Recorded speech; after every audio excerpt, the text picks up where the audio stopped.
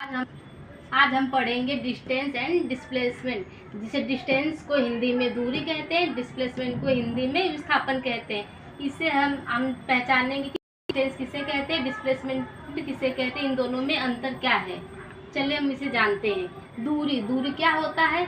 कुल चला हुआ रास्ता, यानी कि जो भी रास्ते हैं, पहाड़ हुए, पहाड़ से हम टेढ़े मेढ़े रास्ते से चलेंगे तो वो कुल दूरी कहलाती है। और विस्थापन क्या हुआ?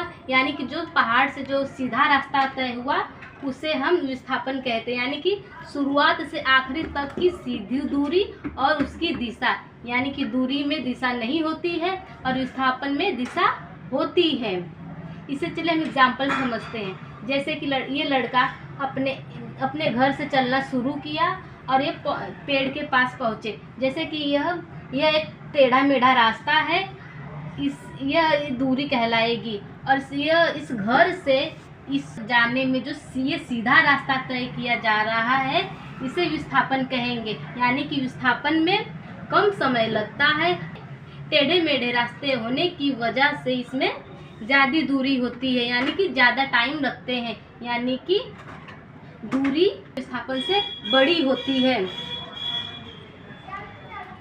दूरी कभी भी जीरो नहीं होगी, विस्थापन जीरो हो सकता है।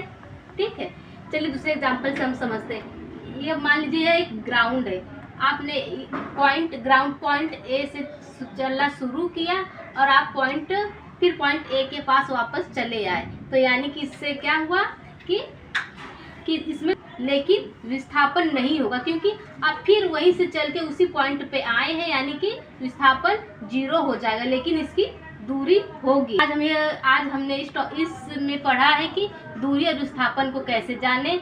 दूरी और विस्थापन में